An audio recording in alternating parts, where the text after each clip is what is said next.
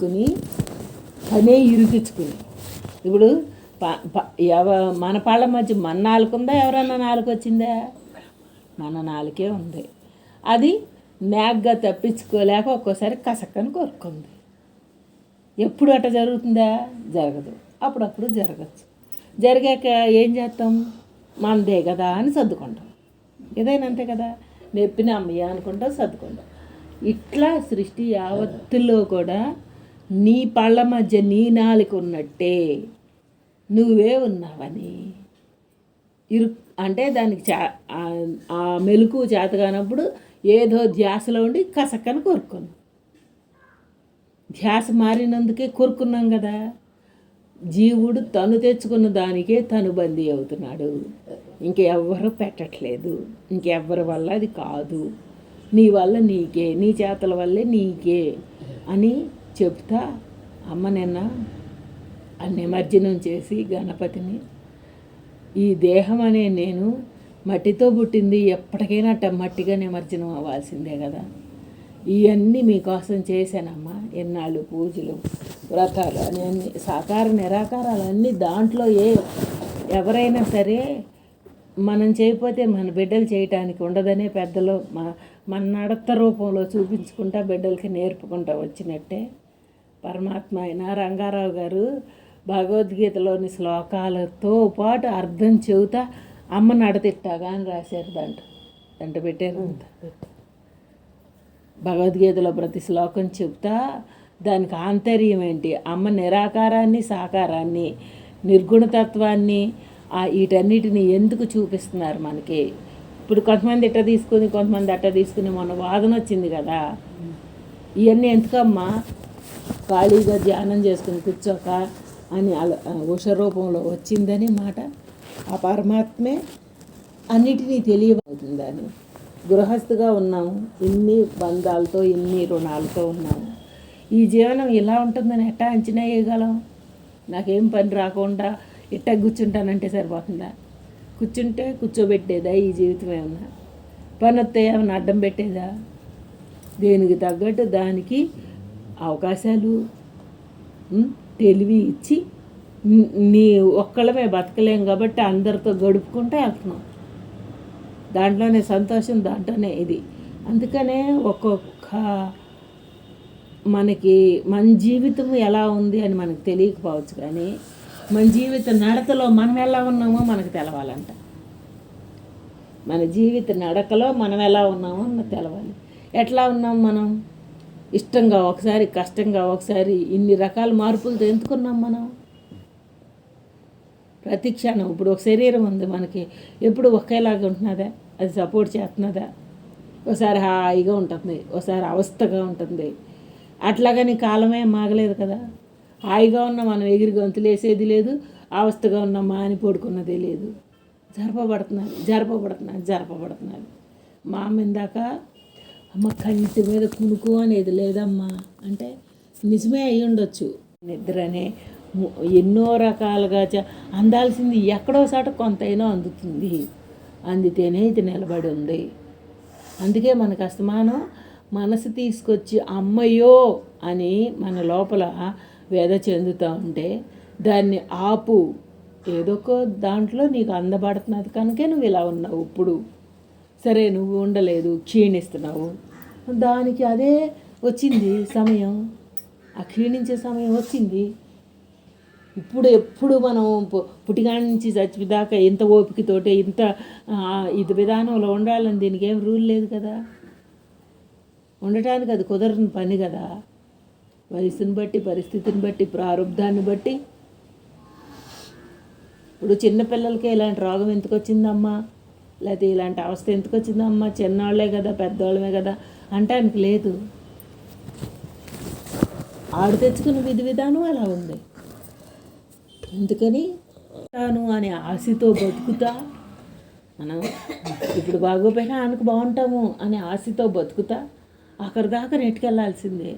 ఆ ఆశే బ్రహ్మం అంటే, ఆ బాగే బ్రహ్మం అంటే, మన జీవనం నడపబడటమే బ్రహ్మం అంటే.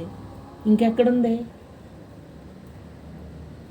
ప్రతి క్షణం ఒక ఇది వచ్చినప్పుడు ఈ నెలతో అప్పు తీరిపోతుందమ్మా, తర్వాత ఇంకా బాగుంటాను, లేకపోతే ఈ ఈ ఈ సంవత్సరంతో ఈ పని అయిపోతుందమ్మా, తర్వాత నేను బాగుంటాను. ఇదే కదా మనసు చెప్పుకునే విధానం అంతా. ప్రతి దాంట్లో ప్రతి చేతల వెనక ఎవ్వరూ ఏమీ గడిచి పోలేదు కదా మనం. అందుకని ఈ కాలగర్భంలో ఇంకా మనందరి మధ్య భావాల మార్పు ఎందుకు జరుగుతున్నదో, కాలానుగుణంగా జరిగే ఈ జీవనంలో ఏమి స్టోర్ చేద్దాం అనుకుంటున్నావో గుర్తించమంటున్నారు. ఓ దాని మీద ప్రేమ ఎక్కువగా, ఓ దాని మీద విరుద్ధంగా, ఓ దాంతో ఏ కనెక్షన్లు ఉన్నాయి చూసావా మనకి అస్తమానం జరపబడే దగ్గర, ఆ కనెక్షన్లు ఎందుకు అలా తీసుకెళ్తున్నది ఇది అని మననే గుర్తించి పెట్టుకోమంటున్నాడు. గుర్తించగలిగితేనే సమంగా తీసుకోవటం కుదురుతుంది. ఇప్పుడు బుద్ధి ప్రేరణల వల్ల శరీరంలో మార్పుల వల్ల చేతల్లో మార్పులు జరపబడుతున్నాయి ఇదంతా. అందుకనే రోగాలు ఆహారం తీసుకున్నందుకు ఈ ఆహారం కలుషితం వల్ల రోగం కాదంట, బుద్ధి కలుషితం వల్లే ఎక్కువ రోగం అంట. చేతల కలుషితం వల్ల కాదు, బుద్ధి కలుషితం వల్ల. అది అందుకే మాయ రోగం వచ్చిందా అని ఎందుకు తిట్టారు పెద్దలు? మాయే రోగము, బుద్ధిగా మాయగా తీసుకుంది, అందుకని రోగం.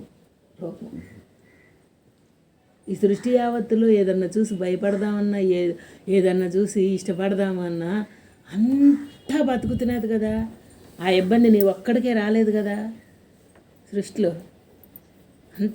అంతా బతికిస్తున్నాడు కమ్మా పరమాత్మ. ఇప్పుడు ఏమీ లేనాడు, బజాట్లో పడుకున్నాడు, బతుకుతున్నాడు. ఆడికి రోగాలు వచ్చేస్తున్నాయా? తిండి దొరకనోడికి రోగాలు వచ్చేస్తున్నాయా? తిననోడికి చెప్పలేం కదా. అదంతా రావాలి అనే ఎరువులు లేదు కదా ఎట్టాడిదైనా సరే. అందుకే అస్తమానం ప్రతిదాని వెనకాల ఇంత దాగి ఉంది, మనకు అర్థం అవ్వని విధానం చాలా దాగుంది. అందుకని నాకు అర్థమైపోయిందని ఆటినే పెట్టుకో. మాకు మనసు ఎప్పుడు లేదా దీనివల్ల ఇది వచ్చింది అని లెక్కలు కట్టుకుంటా కూర్చోటం. దాని వెనకాల అర్థం మనకి తెలియదు, ఎవరికి చెప్పలేము, ఎవరూ చెప్పలేరు. ఇక్కడ ఎంత డాక్టర్ అయినా మనం వెళ్ళి ఏంటండి నేను ఇది తింటే ఇట్లా వచ్చింది అంటే ఆయన చెప్పలేడు. కొంత నాలెడ్జీ వరకే ఉంటుంది డాక్టర్ చెప్పేది. ప్రారంభ రూపంలో తెచ్చుకున్న దేహాలకి ఎట్ట తీసుకుంటున్నామో, ఎట్ట అనుభవిస్తున్నామో, ఎట్ట కర్మ వదలాలో అడుగు ఒక్కడికే తెలుసు.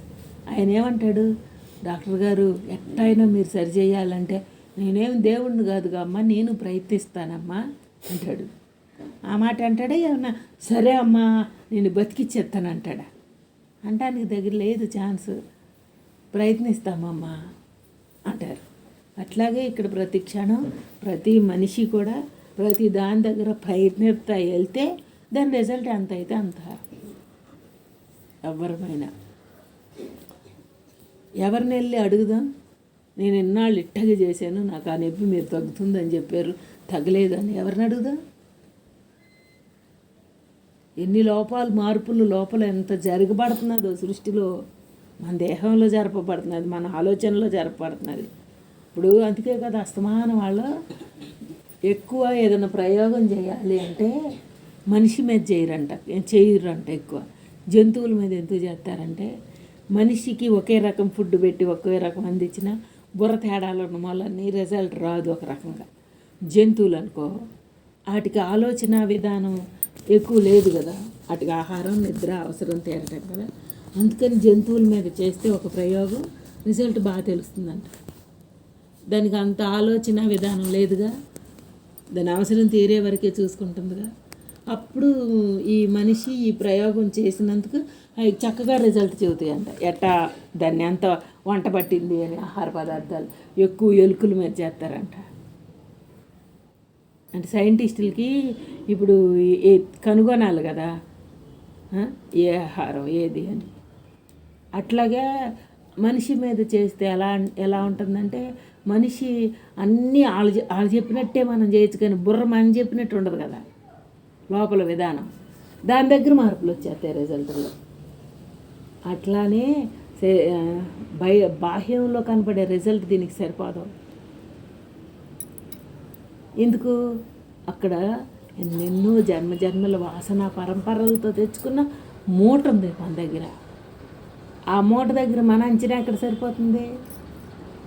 ఏ మూట ఎప్పుడు ఓపెన్ అవుతున్నదో, ఎప్పుడు రిలీజ్ అవుతున్నదో, మనలోనే విసుగు ఎప్పుడు బయటకు వస్తున్నదో, ఇష్టం ఎప్పుడు బయటకు వస్తున్నదో.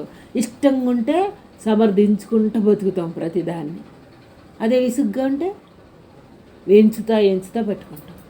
మరి ఆ ఇష్టానికి ఆ విసుగ్కి ఎందుకు వచ్చింది? అది ఎవరిని అడుగుదాం? పక్కన వాళ్ళది కాదు, ఇదంతా మనదే. ప్రతి క్షణం మనలో నుంచి మనం నెగ్గుకు రావాలి. మనలో నుంచి మనం ఏం దాచామో మనకు తెలియబడాలి. మనకు ఎదురవుతా ఉన్నదే మనం దాచబడిందని మనం గుర్తించగలగాలి. ఎన్నాళ్ళు చెప్పుకున్నా ఒక పాయింటే చాలు మనకి. అమ్మా మన కనుక్కోండి అమ్మా, లోపల కనుక్కోండి అమ్మా, బ్రహ్మంగా ఎందుకు లేమో తెలియబడుతుంది. అయ్యున్న బ్రహ్మంగా ఎందుకు లేమో తెలియబడుతుంది. ఇద్దరి మధ్య కొనసాగేదంతా ప్రేమ అనుకుంటున్నాం కానీ నటన. ఎందుకయింది నటన? ప్రేమ ఎందుకయింది? నటన ఎందుకయింది? భావన మారిపోయింది, అందుకు నటన అయింది. భావన మారిపోతే ప్రేమ ఉన్న కాడ ప్రేమ ఉంది, ఏది ఉన్న కాడ అది ఉంది. కానీ భావన క్లారిటీ ఉన్నప్పుడు ఇన్ని రకాల మార్పులు లేని పరమాత్మని మనం చూడవచ్చు. అందుకే మనం ఎతకాల్సింది ఇక్కడ కాదమ్మా, మనకు దొరకదమ్మా ఇక్కడ. అయ్యున్న సత్యం దగ్గరికి వెళ్ళాము అంటే అప్పుడు బ్రహ్మమై మనం చూస్తాం దానిని. లేకపోతే చూడటానికి లేదు, చెందటానికి లేదు. సలహా ఒకళ్ళు అడుగుతారమ్మా, ఆ ఇష్టంగా చూస్తే మనం చెప్పే సలహా బాగుంటుంది. విరుద్ధంగా చూస్తే ఆ సలహాని ఆ మాటే ఎన్ని కోణాలు మారిపోతుందో. అందుకనే నిమిషానికి నిలువెల్లా విషం. పాముకి ఒక కూరల్లోనే ఉంది విషం, మనిషికి నిలువెల్లా విషం అని ఎందుకు మాట్లాడారు? ఆడు చేసే ఆలోచన తీరు మార్పని, చేతల మార్పని కాదు, ఆలోచన తీరు మార్పని. అక్కడ ఏం పుట్టుకొచ్చిందా? ఎందుకు వచ్చిందా ఆలోచన తీరు? నేను, నాది, నాకు పుట్టింది. అక్కడ పుండు పుట్టింది వాళ్ళకి, అందుకే ముసలం వచ్చింది అంటారు చూసావా? వాళ్ళిద్దరి మధ్య పుండు పుట్టింది అని ఎందుకన్నారు? అది ఎప్పుడు పెరిగి మనల్ని నాశనం చేస్తుంది. పుండు అంటే ఏంటది అసలు? రచ్చ అవటం. రాచపుండు అని ఎందుకు పెట్టారు దానికి పేరు? దాంట్లోంచి పురుగులు వచ్చే విధంగా. రావణ మహర్షికి ఇక్కడ వచ్చిందంట పుండు. ఇక్కడ పాకుతూ ఉంటే ఆయన ఈ దేహమేగా అమ్మ, ఈ పురుగులకు ఆహారం తినండి అని నేనంట చూసుకుంటా. ఈ దేహమేగా ఆ పురుగులకు ఆహారం, అంతకేగా ఈ దేహాన్ని తినటానికేగా వచ్చినాయి ఆ పురుగులు, తినండి అని అయినంట. దానికి ఆ డాక్టర్లు వచ్చి ఇటు ఆపరేషన్ చేస్తానంటే, మత్తిస్తానంటే, ఇంకెందుకమ్మా వాటికి తిందామని వచ్చినాటిని మీరెందుకు ఆ పురుగులను తొలగించడం? తినండి. మత్తు ఇచ్చినా ఈ మార్పు చెందే ఈ శరీరానికేగా, నాకు అక్కర్లేదు, నొప్పి ఉంది లేదు అని దీని బుద్ధిగా పెడితేనేగా ఉండేది అని అంత ధీరత్వంగా కూర్చోగలిగిన ఆయన ధ్యాసని ఎక్కడ పెడితే ఇది నొప్పి లేకుండా అయింది. ఇవన్నీ చెదలు తినేసి, పురుగులు బల్లులు తినేసి, అన్నీ తినేస్తే గుంటలు పడిపోయిన శరీరాన్ని ఒక్కరోజు ఆంగుడితేనే తట్టుకోలేని ఈ శరీరంతో మరి వాళ్ళు ఎందుకట్ట ఉన్నారు? ఆ విరూపాక్ష గుహలో ఆయన బాసబట్ట అంట, కాళ్ళు ఇట్లా ఉన్నాయి కదా, కట్టిలాగా బిసుకుపోయిందంట. ఆ బాసబట్ట రావట్లేదు కాళ్ళని మడిసిని ఇట్లా తిరగేసి పుండులకు రాసేవాళ్ళంట. కాళ్ళు ఇట్లా లాగితే రావట్లేదంట, బిసుకుపోయినాయి కదా, ఎన్నో రోజులు అట్లా కూర్చుండిపోయిన వాళ్ళని. రావట్లేదు కాళ్ళు, ఇది మందు రాద్దామంటే మడిసిని ఇట్లా తిరగేసి రాశారంట. మరి అవన్నీ ఏమన్నా ఊరికే కథలా? కాదు కదా. శరీరం మొత్తం రక్తములో నుంచి భావన ఎక్కడ పెడితే మడిసి పట్టుకున్న బొమ్మలాగా తిప్పిన ఆయన కదలకుండా ఎక్కడ ఉన్నారు? ఆయన ఎక్కడ పెట్టారు ధ్యాసని? బతికే ఉన్నారు. ఎక్కడ పెట్టారు? ఎక్కడ పెడితే ఈ చలనం లేకుండా పోయింది. లోపల ఉందిగా, ఊపిరి ఉంది, బతికే ఉన్నారుగా, ఎక్కడ పెట్టారు? అది అట్లా కనుక్కోగలగటమే భావన రూఢి. మహాత్ములు ఎందుకు కళ్ళ ముందలు అట్లా చూపించారు? ఈ చేతలన్నిటినీ ఎక్కడ చూపించారు? ఇప్పుడు మొన్న అంటే మదిని కనుక్కోవటానికి అమ్మ క్వశ్చన్ వేస్తూ ఉంటారు. అమ్మ, మన ఇంట్లో ఒక కార్యక్రమం జరుగుతున్నది, మన మది ఏటి కోసం ఆశపడుతున్నదో, ఏటికి ఇష్టపడుతున్నదో ఒకసారి చూడండి. ఆశపడ్డప్పుడేమన్నా ఇట్లా జరగాల్సిందే అని కోరుకుంటుంది, ఇష్టపడ్డప్పుడేమన్నా భలే జరిగింది కదా అని గుర్తుపెట్టుకుంటాం. ఆశపడ్డా ఇష్టపడ్డా ఆ కార్యక్రమంతో కనెక్ట్ అయిపోతూ ఉంటావు సహజంగా. మన కృష్ణాష్టమి రోజు కూడా చెప్తున్నారు, ముందల రోజు నేను ఎట్టా ఉన్నాను, జరిగేటప్పుడు నేను ఎట్టా ఉన్నాను, అయిపోయాక నేను ఎట్టా ఉన్నాను. మీరు చూస్తున్నారు కదా, దేని మీద ఉంది నా ధ్యాస, నా విధానం. అట్లా ఆ విధానంలో ఆతృత పడిన, ఇష్టపడ్డా, ఆశపడ్డా ఏదైనా సరే ఇటు జరగాలి కావును, ఇటు జరగాలి కావును, ఇంతమంది రావాలి కావును, ఇట్లా పెట్టాలి కావును, ఇది మిగిలితే ఎట్టాగా, ఇది తగ్గితే ఎట్టా, కానీ ఏదో ఆలోచన పరంపర జరుగుతూ ఉంటుంది లోపల ప్రతి పని దగ్గర. అదే కదా ఆ లోపల కదిలిక. జరపబడేదాన్ని నేను చూస్తున్నాను అన్నప్పుడు ఏమవుతుంది? అక్కడ అంచనాతో లేదు పని. అట్లా బుద్ధికి భావన రూపంలో మీరు నేర్చుకుంటారని చేస్తున్నానమ్మ. ఇవన్నీ అట్లాంటి విధానం నేర్చుకుంటారని చేస్తున్నానమ్మ. చూస్తే కానీ అర్థం కాదు కదా.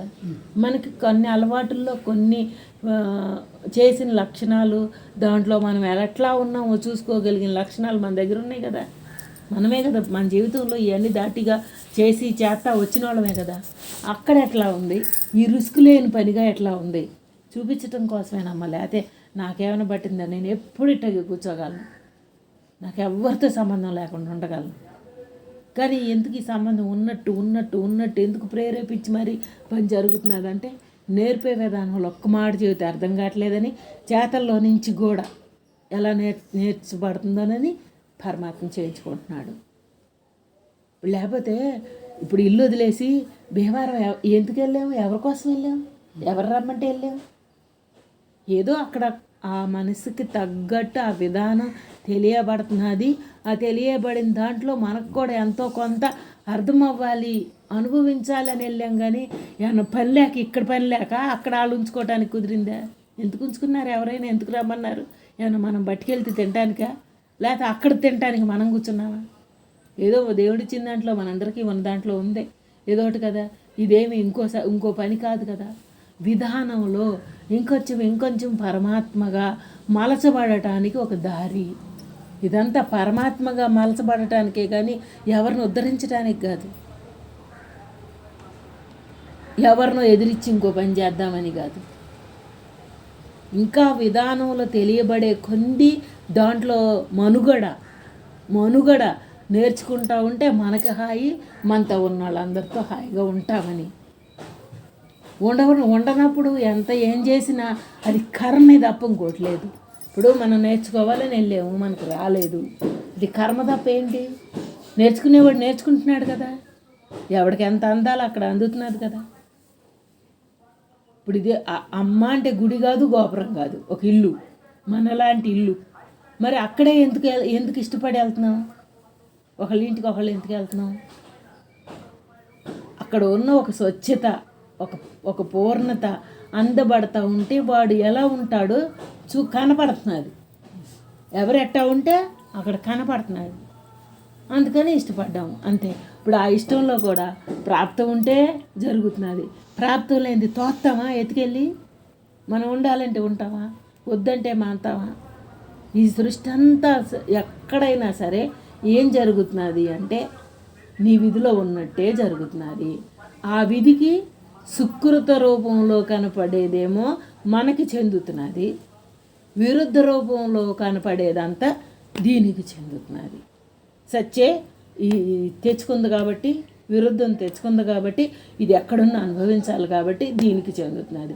ఇది మరి ఇది ఎవరో మనం ఎవరో? అందుకే అయ్యున్న ఆత్మగానేమో మనంగా గుర్తించి మార్పులు చెందే దీన్ని కారణంగా గుర్తించి పక్కన పెట్టమనే కదా మనకు అమ్మ నేర్పుతూ ఉంది. ఇదెవరు మనమెవరు అంటే రెండుగా ఎందుకు చేసుకున్నాం?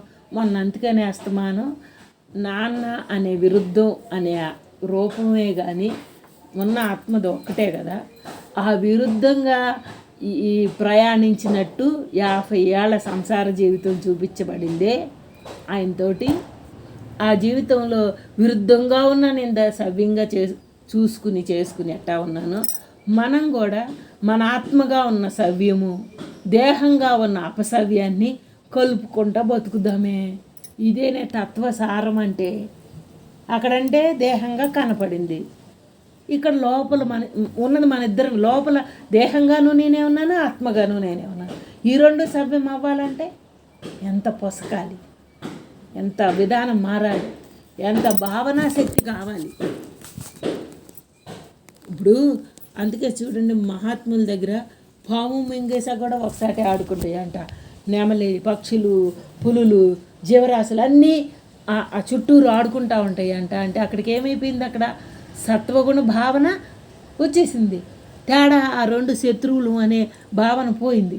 ఆ ప్రాంతానికి వచ్చేసరికి, ఆ ఋషుల దగ్గర ఉన్న ఆశ్రమం దగ్గరకు వచ్చేసరికి. అందుకే కదా అన్నీ సమానంగా తిరుగుతాయి అంట అని విన్నామా లేదా? మనం పెద్దలు చెప్పారు కదా. ఎందుకు వచ్చేసింది ఆ భావన? అక్కడ తన నైజాన్ని మర్చిపోయింది. నేను పాముని, నేను ముంగేసని, నేను ఇది అని మర్చిపోయినాయి. అందుకని సమానంగా సంచరించబడ్డాయి. ఇప్పుడు అందుకనే మనం కూడా ఆ మహాత్ములు దగ్గర ఎందుకు మనం ఎట్లా తీసుకోగలుగుతాము అంటే, మన నైజాన్ని మర్చిపోతాం ఆ క్షణకాలమైనా సరే. అప్పుడేమైపోయింది? అక్కడ ఉన్నది గ్రహించడానికి ఓపెన్ అవుతుంది బుర్ర. ఇప్పుడు మామూలుగా మనంగా ఉన్నప్పుడు మనది మనకి నైజం, అలవాటు, లక్షణాలు ఈ ప్రభావితం అవుతాయి. అందుకని వీటిని ఇట్టాగా చూసుకోవటానికి దానికి కుదరట్లేదు. అందుకని ఇంకా మన అందరిలో ఆ నైజం మర్చిపోయే స్థానం కోసమే ఆ గురుస్థానాన్ని ఎన్నుకున్నాం. లేకపోతే ఊరికే వస్తుందా? ఇప్పుడు భీమవరమే వెళ్తాను, నేను ఇంకెక్కడికి వెళ్ళను, ఇంకోటి చేస్తాను, ఇంకోటి చెప్తాను అంటానికి దీనికేం సరిపోదు కదా.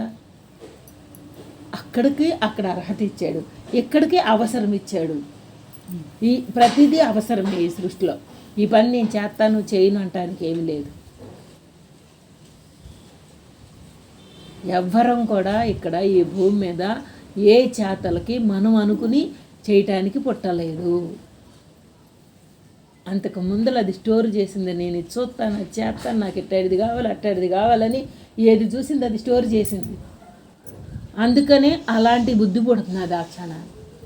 ఆ బుద్ధి పుట్టి ఆ రుణం తీర్చుతున్నాడు అక్కడ. అందుకే అమ్మ గతంలో చేసిన కారణాలకే ఇప్పుడే ఇన్ని రకాల పరిస్థితులను చూస్తున్నాము. ఇప్పుడైనా ఇంకా స్టోర్ చేయి మాకండి, నేను ఇట్టాగే ఉంటాను, ఇదే తింటాను, ఇదే ఉంటాను, ఇదే చేస్తానని స్టోర్ చేయి మాకండి. దానికోసం మళ్ళీ మనం ఈ ప్రయాణంలోనే ఉండాలి అని చెప్తున్నారు. అంతకుముందులో ఎందుకు చేసాం? ఇంద్రియాలకు వాంఛ, ఇంద్రియాలకి ప్రేరణ. అందుకని ఇట్లాగా ఆ ప్రేరణ తగ్గించాలి అంటే ఇంకొంచెం మొన్నటిదాకా మరీ ఉప్పు లేకుండా తిన్నప్పుడు బాగానే ఉంది. మధ్యలో ఈ తింటా ఉంటే ఇవాళ ఏదో కూర వండుకుంటే ఎక్కలేదనిపించింది. ఎందుకు? రుచి ఇది కోరుకుంది, ఇసుక ఇది అందించేసరికి. అంతకుముందులో అదే పెడతా ఉంటే అదే సరిపోయినట్టుంది. ఎవరు అడుగుతాం దీన్ని? ఎక్కలేదు అన్నా, ఎక్కింది అన్నా, బాగుంది అన్నా ఎవరిని అడుగుతాం? మార్పులు. ఎప్పుడు అలాంటి మార్పులు చెబుతామా? ఎట్టాగే నేను తినేస్తాను, ఎట్టాగే ఉంటానని ఎవరికైనా చెబుతామా? అందుకనే ఎప్పుడు కూడా దీన్ని నమ్మటానికి లేదు. కాబట్టే మనం చేసుకునేటప్పుడైతే ఏదైనా సరిపెట్టుకుంటాం, ఇంకోళ్ళ దగ్గరికి వెళ్ళేసరికి వంకబెట్టి కూర్చుంటాం. ఎందుకు? అక్కడ బుద్ధి మారిపోతున్నది, చేయకూడదా అని. ఇక్కడ తన దగ్గరకు వచ్చేసరికి సరిపెట్టుకోవటమో సమర్థించుకోవటమో అలవాటైపోయింది.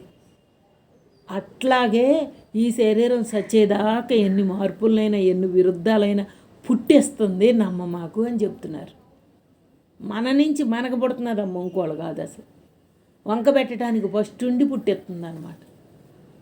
అదే తన దగ్గరకు వచ్చేసరికి సమర్థించుకుంటుంది, సర్ది పెట్టుకుంటుంది. ఎందుకు?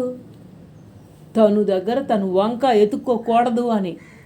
అట్లాగే సృష్టి యావత్తులో కూడా ఆ వంక ఎతకనోడుగా ఎవరుంటారంటే ఆత్మ ఒక్కటే ఉంటుంది. మనిషి మనసు వంక వెనక్కోకుండా ఉండదు, దానికి లక్షణమే లేదు అది. అందుకనే మనం దీన్ని నమ్మద్దు, దీన్ని నమ్మద్దు, దీన్ని నమ్మద్దు, కాటికెళ్ళిన దాకా నమ్మద్దు అని ఎందుకు చెప్తున్నారు? విధానం ఎందుకు చెప్తున్నారు? ఆ లోపల ఉన్న ఒక సత్య వస్తువు దగ్గర ఉండలేనప్పుడు ఎలా ఉంటుంది, ఉంటే ఎలా ఉంటుందో రుచి చూపిస్తున్నారు. ఎవరమైనా ఉన్నామని చెప్పలేమో, ఉండలేకుండా ఉన్నామని చెప్పలేము. ఇదంతా మనదే కాబట్టి, ఉన్నది మనమే కాబట్టి. ఇప్పుడు విధానం ఎవరికి చెబితే అర్థమవుతుంది అక్క? ఎవరి కాళ్ళు చేసుకుంటే అర్థమవుతుంది. మెళ్ళలో ఉన్న నాన్తాడుతోటి సహా ఇచ్చేసారమ్మ నానపోగానే పిల్లలకి. గ్రహిస్తే అర్థం అవ్వాల్సిందే, కళ్ళకి చూస్తే అర్థమయ్యేది కాదు. అందుకనే ఎవరెట్టా అనుకుంటే నాకెందుకమ్మా, దీనిని అనుకునేవాడు ఎవరమ్మా, నేనేగా అక్కడ ఉన్నది అంటారు ఎప్పుడు. అమ్మ నేనేగా అక్కడ ఉంది, కొంచెం ఇష్టంగా చూసినా నేనే ఉంటాను, కష్టంగా చూసినా నేనే ఉంటాను. ఎట్టా చూస్తే నాకెందుకు? ఎవరి రోజులు వెళ్ళిపోతున్నాయి, అందరి రోజులు వెళ్ళిపోతున్నాయి.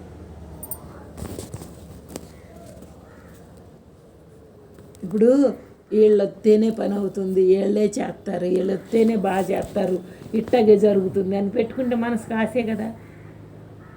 మరి అక్కడ పని చూస్తే ఎవరి కోసం ఎదురు చూసినట్టు ఉంటుందా? ఎవరితో నన్ను ఈ పని అయినది అంటే అక్కడ తలంపు లేదు. అక్కడ అంత బాగా జరిగినా చూస్తూ ఉంటారు, ఏం జరగకపోయినా కుర్చీలో కూర్చుని ఉంటారు.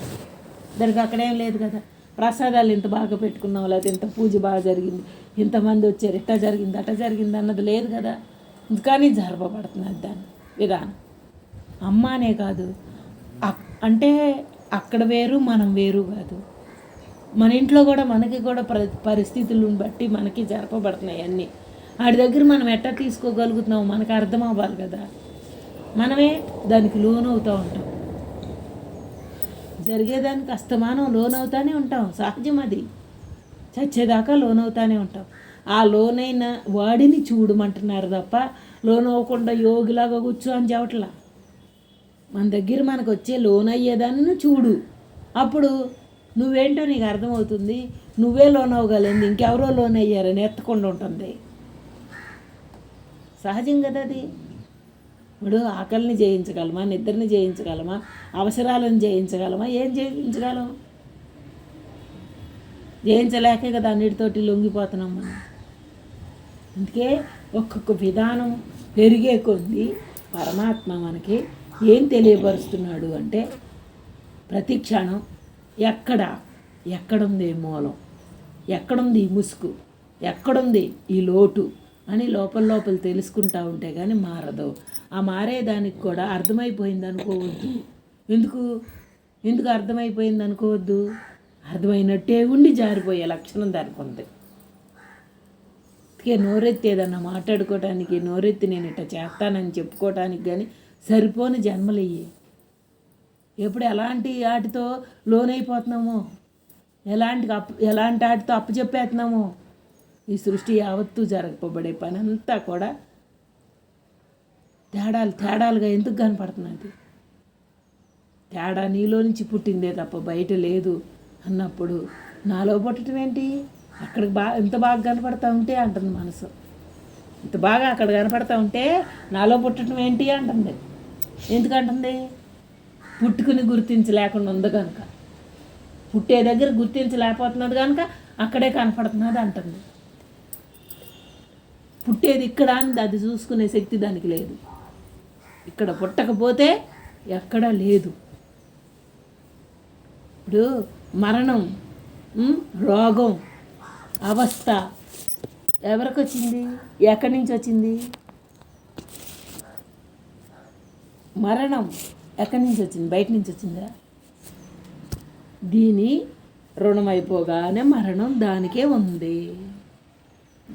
ఉంది. అది ఆ మరణం దాకా రుణం ఉండి ఇది ఆపుతున్నది అనమాట. అమ్మా, రుణం అయిపోగానే అది దానికే ఉంది. అది తెలవలేదు కదా. అర్థం తెలుసుకోవటం. రోగం ఉంది, దానికే ఉంది. ఆ లోపల హ్యూమినిటీ అంత తగ్గి ఎనర్జీ తగ్గేసరికి వచ్చింది బయట. అందుకే ఉన్నది అది, ఇంకో చాటి నుంచి రాలా. అది తెలుసుకోమంటున్నాడు ప్రతిదీ కూడా. ఎందుకు? ఇది అయిపోగానే అది రెడీగా ఉంటుందన్నమాట. మరణం అయిపోగానే పుట్టుక ఉంది, పుట్టుకున్న తర్వాత మరణం ఉంది. ఈ రెండింటికి ఎవరు పెత్తనం కాదు అక్కడ. అట్లానే భావాలలో కూడా మనం తీసుకునే దాన్ని బట్టి మనకు ఉంది.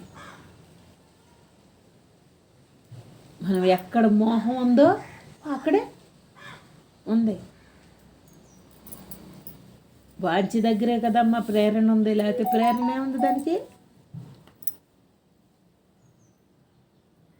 అందుకే లేదు అని బతకకుండా ఉంది అంట బతుకుతా, నీకుంది అనుకుంటా చెప్పుకుంటా, నేను అంటనోడిని ఏటి లేనోడిని చూడమంటున్నారు మన అమ్మ. నేను చూశానమ్మా, మీరు చూడగలరు అనే కదా నమ్మకంతో చెబుతున్నారు. ఎవరో చూస్తారని చెప్పట్లా. చూసిన మహాత్ములు ఉన్నారు, చూడని వాళ్ళు మనము ఉన్నాం. కానీ చూడగలమని ఎందుకు చెబుతున్నారు అక్కడ? ఎంత పిసరంత ఒక క్షణం వచ్చినా ఆ సొంతమైన రుచి నీకు అనుభవంలో దృఢపడుతుంది అని, దృఢపడే కొంది అది మనకు అనుభవంలోకి వస్తుందని. లేకపోతే చూడలేము, చెందదు, మాకు రాదు, మనకు రాదు అని చెప్పట్లా. ప్రయత్నం ఒకేసారి రాదని దీన్ని వేడకుండా ప్రయాణిస్తూ ఉంటేనే కదా కొంచెం కొంచెం అర్థమవుతుంది. ఎప్పుడో గుర్తొచ్చినప్పుడు, ఎప్పుడో తెలుసుకున్నప్పుడు పరమాత్మ అనుకుంటే కుదరదు కదా. రోజు దాన్ని సాన పట్టినట్టు చూసుకుంటూ ఉంటేనే కదా విధానం తెలియబడుతున్నది.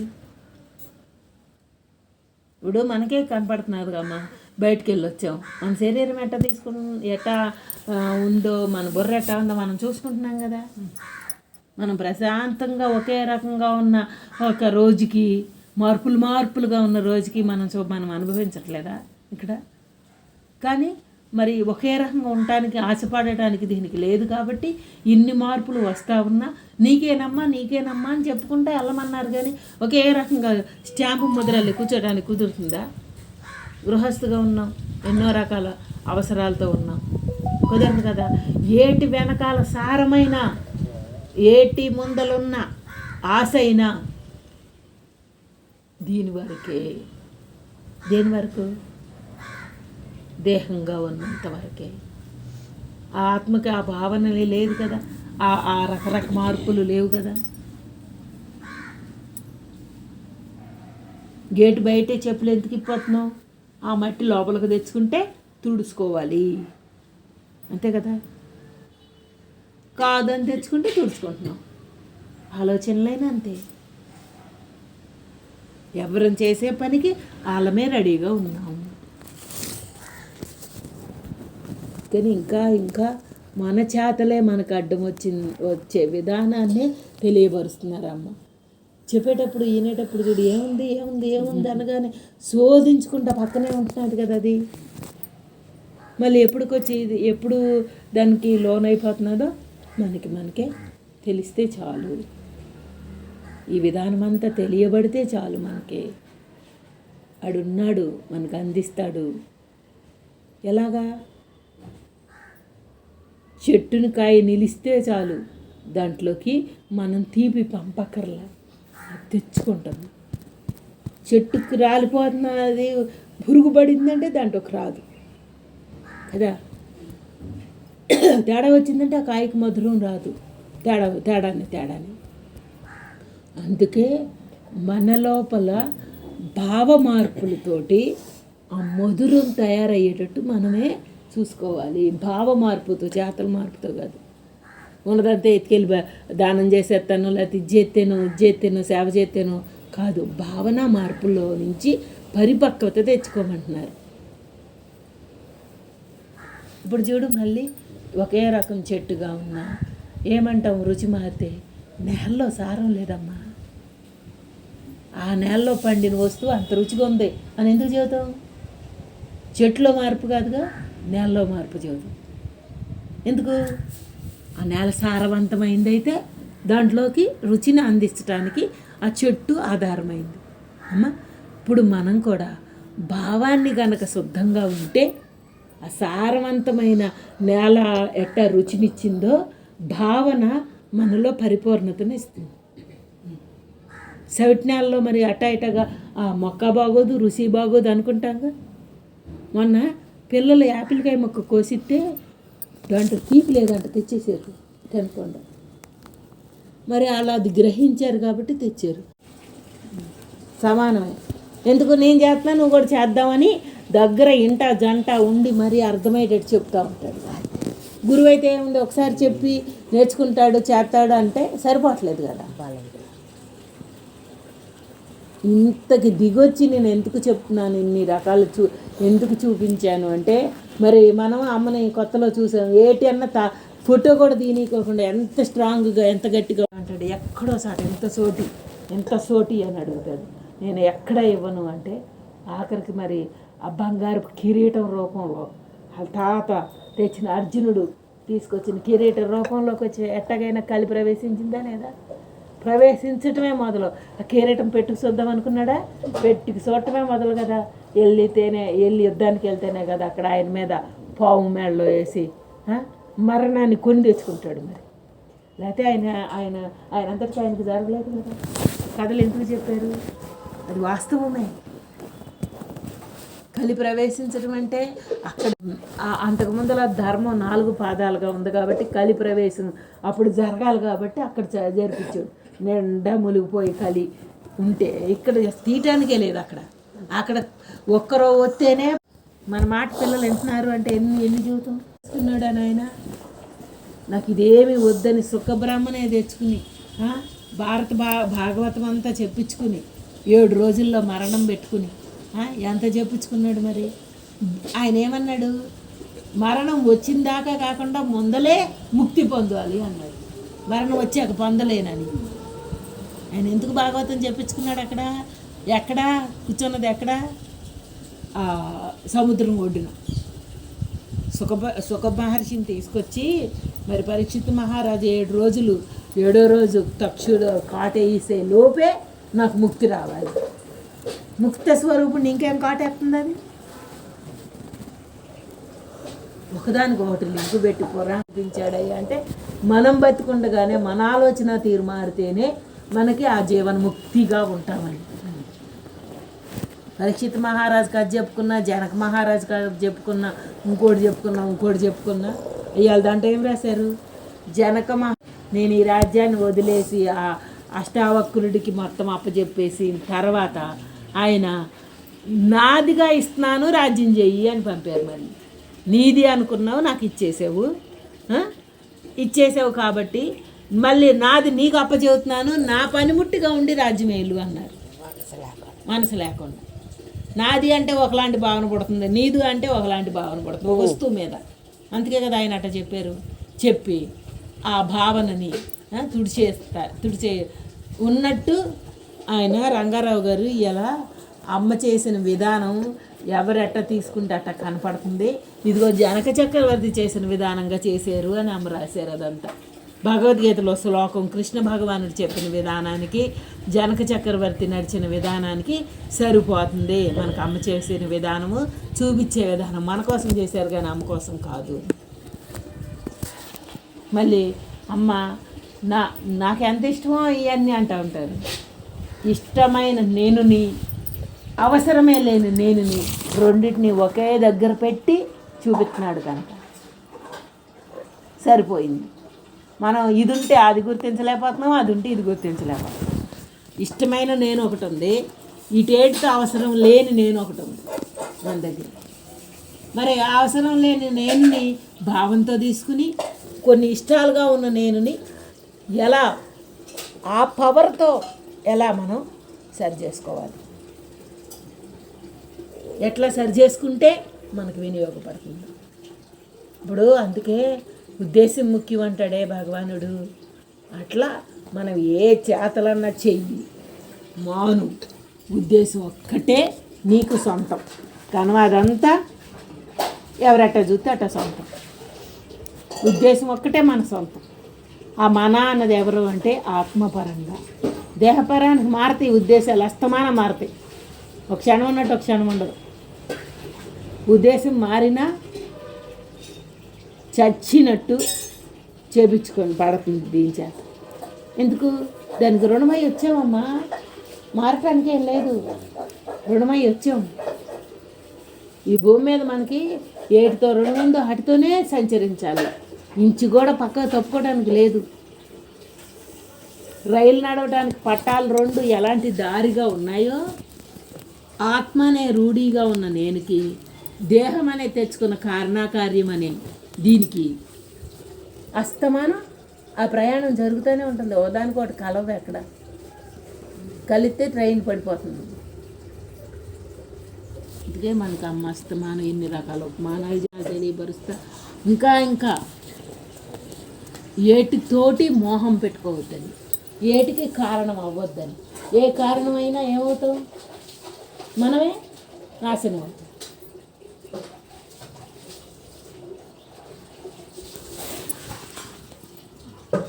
చట్టానికి భావన బుద్ధి కలుషితం అయిపోతుంది. ఇది భావన కావాలి, అది వాసనలతో ఉంది, వాంఛలతో ఉంది. ఉందని ఒప్పుకుంటే కడుక్కోవడానికన్నా కుదురుతుంది. నాకు లేదా, నాకు ఇంకేం కడుక్కుంటాం, ఇంకెలా కుదురుతుంది మనకు? ఇంకని ఇంకా ఇంకా మనలో మనకే మనతో మనకే జరుపుకుంటున్నాడు.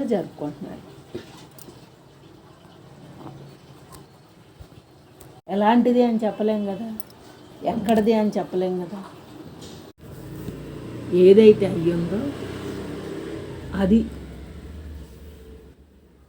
అందుకని ఇంకా ఇంకా మనలో మనకి పరిచేదే కాబట్టి నిర్భయత్వం వస్తుందమ్మ. ఇది ఒకరి కోసం చేయట్లా, ఒకళ్ళని ఇబ్బంది పెట్టేది కాదు, ఒకళ్ళని బాగుపడిచేది అంతకన్నా కాదు. మనది ఇదంతా మనది. ఆ మనదాని దగ్గరే మనకు ఆ బలం పెరుగుతుంది. ఇప్పుడు విత్తనం పెట్టి నువ్వే పోషణ చేసి కాయ కాసాక నేను పెట్టానంటున్నావా? అంటలేదా? నేను అంటామా లేదా? ఉండం కదా. ఇక్కడ ఏం పెట్టి పోషణ జరపబడి నీకే ఆ ఫలితం అందినప్పుడు నాది అని ఎలా అంటున్నావో, మన లోపల మనకుగా మనం ఏం చేయకపోయినా వచ్చినట్టు కనపడతా ఉన్న ఫలితం అది. చేస్తే వచ్చినట్టు కాదు, చెయ్యకపోయినా. ఎందుకా చేయకపోయినా అంటే అక్కడ ఏం లేదు. ఇది తుడుపుతూ ఉంటే అది కనపడుతున్నది. అది కప్పి ఉన్న మూలాన్ని ఇది కనపడట్లా. మనలోని ఆ ముసుగు, దేహం నేను అనుకున్న ముసుగు, నేను నాది అనుకున్న వాంఛ, అవన్నీ ముసుగులు. అవన్నీ భావంతో కట్ చేసాం, చేతలతో కట్ చేయలేం. కనుక చేతలతో ఎక్కడ కట్ చేస్తాం? ఈ వస్తువు నాది అనుకుండానే పని అవుతుందా? నాకు అనుకుండానే పని అవుతుందా? భావనలో కట్ చేయడానికి ఎలాగా అంటే అక్కడ కూడా ఈ చెందేవాడిని పీకలేను గనక, ఈ దేహం నేను నాది చెందుతుంది అనుకున్నోడిని పీకలేను గనక అయ్యున్నోడిని పట్టుకుంటున్నాను. ఇది పీకితేనే అది పట్టుకుంటాను అంటే జరగని పని. ఇదంతా బుద్ధిలో నుంచి పీకితేనే అది పట్టుకుంటానంటే జరగని పని. ఇది పీకలేను కనుక దాన్ని పట్టుకున్నా. పీకుతానని చెప్పలేను కదా. నేను ఈ వస్తువు తింటాను, చేస్తాను, చేయనని చెప్పలేను కదా. చెప్పలేనప్పుడు ఒకలా హాయిగా ఉంది. చెప్పేసుకున్నాను అనుకో, నేను తినను అన్నానంటే అదే తినాల్సి వచ్చి జీవితం కనపడుతుంది. ఇదే జరగాల్సి వచ్చిన జీవితం కనపడుతున్నది మన దగ్గర ఏదన్నా పెట్టుకున్నావు ఒకవేళ. అందుకనే దీనిని నమ్మను నేను. మనం ఎప్పుడు కూడా వీళ్ళ మాట నమ్మను, వీళ్ళు వస్తానంటారు రారు అని ఎట్లాగైతే మనం చూసామో ఎదురుగుండా దాంట్లో మనలో చూడమంటున్నాడు. ఇప్పుడు చేస్తానంటాను చేయదు, లేకపోతే వద్దన్నది చేస్తాను, ఏదో ఇక్కడ చూడమంటున్నాడు పరమాత్మ. ఇక్కడ చూసే కొంత ఏమవుతుంది? దీని యొక్క సత్యం తెలియబడి దీని పనికిరాదు ఇది. నేను అయ్యున్న సత్యం దగ్గరే భావనగా రూఢిగా అనుభవిస్తాను. అందుకే అమ్మ అస్తమానం ఆ ధ్యాన స్వరూపాన్నే మననం చేయండి, ఆ ధ్యాసలోనే ఉంచుకోండి. అప్పుడే వృద్ధి అవుతుంది. అది వృద్ధి అయ్యి కొంది కానీ బలం పెరగదు. వీటికి అప్పచెబుతాం అస్తమానం, దీంతో వాటితోటి వీటితోటి అన్నిటితోటి అప్పచెబుతాం. ఇవి అప్పచెప్పిన కొంది ఏమవుతుంది, ఈ పలానాలోనే కూర్చుంటుంది. ఇప్పుడు ఇది మనం చేయకపోతే కుదరదా అని లోపల ఎంచుకుంటే కానీ కుదరదమ్మా. చేసిన దాకా మురుగు అక్కడ పెడుతున్నారు కదా, ఆ చేయటానికి కూడా ఒక దానికి మనం కారణాన్ని ఎత్తుక్కుంటాం. ఈ పని చేయకపోతే కుదరదు అని ఎక్కడో మూల మన భావనే ఉంటుంది. అక్కడ మన కోసం చేస్తున్నాం తప్ప ఎవరి కోసం చెయ్యం. ఆ మూల భావన ఏముంటుందో తెలుసా, వాళ్ళలో మన ఇట్టా అనుకుంటారు, మనం ఇట్టా చెయ్యాలి అని ముందలెళ్ళి అక్కడి నుంచి ఇక్కడికి మోసుకొస్తుంది ఒక భావనని. అప్పుడు ఇక్కడ మొదలవుతుంది. ఇప్పుడు నేను పని చేస్తే వాళ్ళు నన్ను ఇట్టా గుర్తిస్తారు అనుకుంటా ఫస్ట్ అక్కడి నుంచి ఇక్కడ తీసుకొచ్చి ఇక్కడి నుంచి ప్రేరణ మొదలవుతుంది. వాళ్ళు ఎవరూ లేరు అంటే ఇక్కడ మొదలవటానికే లేదు మూలం. అందుకే వాళ్ళు అంట మొదలుపెట్టి ఇట చేయకపోతే ఎట్టాగా అని మొదలుపెట్టి ఎక్కడి నుంచి ప్రేరేపణ తీసుకెళ్తున్నది. అంటే ఏంటి, అక్కడ దానికి మూలం ఏంటి, వాళ్ళు అన్న దగ్గరే వేరు లేని ఆత్మని పెట్టితే ఆత్మ దగ్గర ఇన్ని మార్పులు, ఇన్ని వంకలు, ఇన్ని కారణాలు లేవు అని తెలుపుతూ ఉంటేనే ఈ ప్రేరణ తగ్గించుకుంటుంది. ఇప్పుడు ఒకళ్ళు వీళ్ళు ఎంత కఠినంగా ఎట్టా ఉన్నారు అంటాం మనం. వాళ్ళల్లో ఆ కఠినం ఎందుకు పుట్టింది, ఏమనుకున్నా పర్వాలే, ఏం జరిగినా పర్వాలేదు నాడు తీసుకున్నాడు కనుక కదా, లేకపోతే ఊరికే కఠినం పుడుతుందా? ఒక మనస్తత్వాలు దగ్గర కఠినం పుట్టింది అంటే అక్కడ ఏమైనా పర్లేదు అనుకున్నాడు కనుక. ఆడే అమ్మయ్యో అనుకున్నాడు అంత కఠినంగా ఉంటాడా, ఉండగలడా? ఉండలేడు. ఎందుకు పుట్టింది ఆ కఠినం, ఎక్కడి నుంచి పుట్టింది అంటే ఇద్దరి మధ్య రుణాలు లేవు, అందుకే ఆ కఠినం పుట్టింది. మరి రుణం లేవు, జీవితం ఆగలేదుగా. ఎవడు అనుకునేది ఆడు అనుకుంటానే ఉంటాడు, ఎవడి జీవనం వాడికి సాగిపోతానే ఉంటుంది. మరి వీటి వెనకాల ఉన్న సత్యం తెలియకే కదా ఒకసారి కరెక్ట్ అని, ఇదొకసారి కరెక్ట్ అని బుద్ధి ఎందుకు లొంగిపోతున్నది, ప్రేరేపించుకుంటున్నది. అందుకే ఇక్కడ జరగబడేదే జరుగుతుంది, జరగరాంది జరగదని ఒక వాక్యం చెప్పుకుంటామే, ఆ వాక్యానికే ఇవన్నీ సరిపోతాయి అన్నమాట.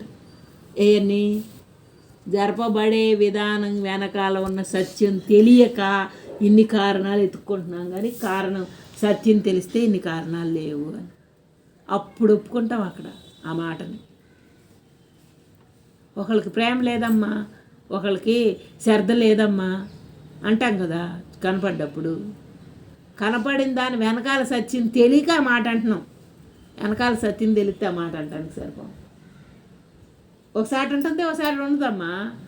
మన జీవితంలోనే చూస్తున్నాం కదా, ఒకసారి ఎందుకంత ఇష్టం పుడుతున్నదో, ఒకసారి ఎందుకు కష్టం పడుతున్నది అంటే దాని వెనకాల ఒక కారణం ఉంది, కనుక్కోలేని కారణం ఉందన్నారు మళ్ళీ అక్కడ. తెలుసా, మనకి అర్థమైన కారణం కాదు.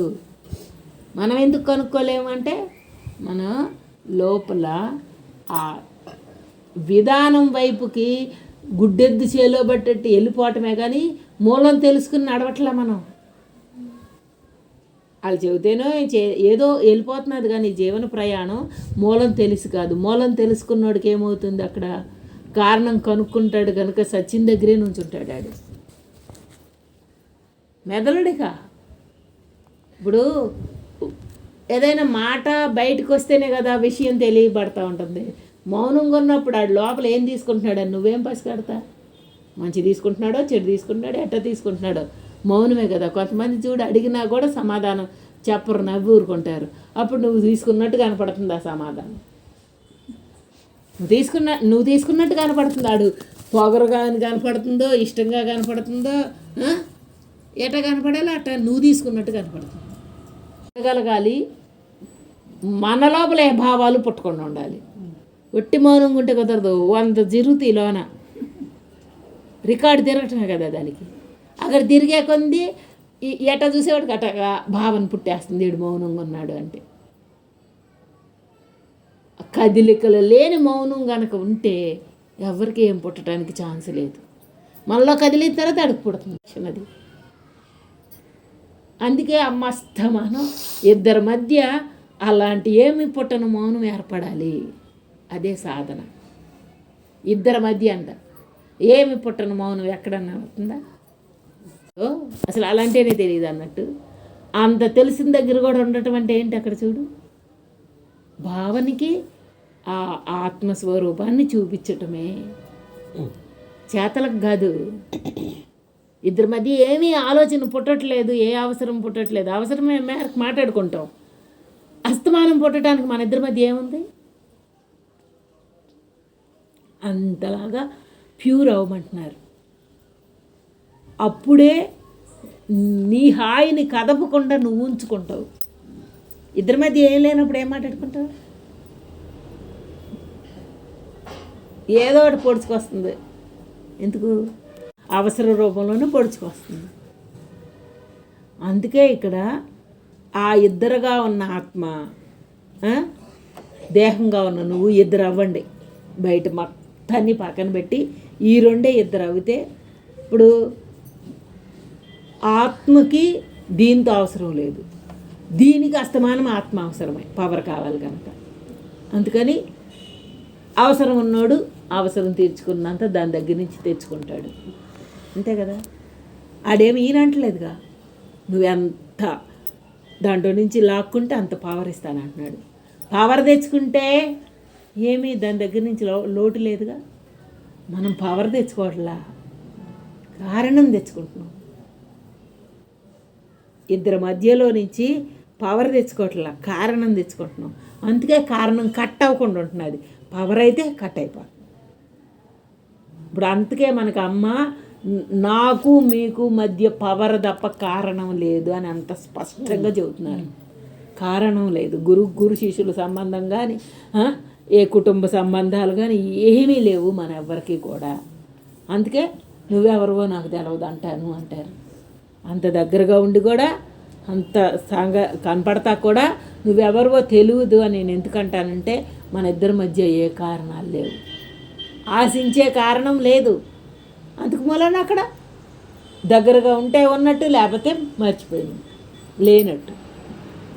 మరి అట్లా ఎట్లా అయితే ఒక విధానం తెలియబడుతున్నదో ఒక వ్యక్తి దగ్గర నుంచి, అలాంటి విధానమే మనం ఫాలో అవుతూ ఉంటే మన జీవనంలో, మన ఇద్దరి మధ్య ఏమి లేదు నిజంగానే, కానీ అవసరం వచ్చింది శరీర ధర్మంగా అడుగుతాం, చేసుకుంటాం, అప్పుడు కట్ అయిపోతుంది కదా. అట్లానే మన బంధాల మధ్య ఉన్న రుణాలను బట్టి వాళ్ళ అవసరం మనకుందే, మన అవసరం వాళ్ళకుందే, చేసుకుందాం. కారణాన్ని తెక్కకుండా ఉంచుతున్నది జీవుడు, తెంపి చూపిస్తుంది చైతన్యం. తెంపితే మనం ఏమనుకున్నామో తెలుసా? తెంపితే ప్రేమ ఉండదేమో, లేకపోతే మనం పట్టించుకోమేమో. అందుకే పెద్దవాళ్ళు ఇప్పుడే ఎందుకు ఈ చేయటం, బాధ్యతలు అన్నీ అయిపోయాక చేద్దరు కానీ అన్న మాట ఎందుకు వాడారంటే, కట్ చేసేసుకుంటే మళ్ళీ కుదరదేమోనని. అమ్మ నిన్న అదే చెబుతున్నారు. నాన్నంట ఇప్పుడే ఎందుకు పూజలు, ఎదవాళ్ళు అయ్యాక చేద్దరు కానీ